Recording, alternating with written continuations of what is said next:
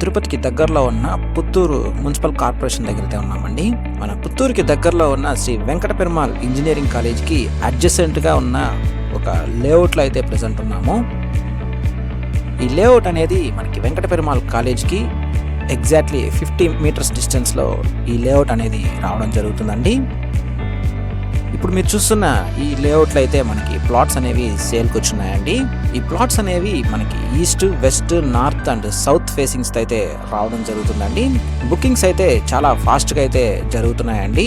Only few plots అయితే మనకి ఇప్పుడు అవైలబిలిటీ అయితే ఉన్నాయి. దీని కాస్ట్ చూసుకుంటే మనకి 650 రూపాయలు అయితే స్క్వేర్ ఫీట్ కాస్ట్ అనేది చెప్తున్నారండి. మనకి టోటల్ ప్లాట్ కాస్ట్ చూసుకుంటే మనకి 7 lakhsకే మనం ఇందులో ప్లాట్ అనేది సొంతం చేసుకోవచ్చండి.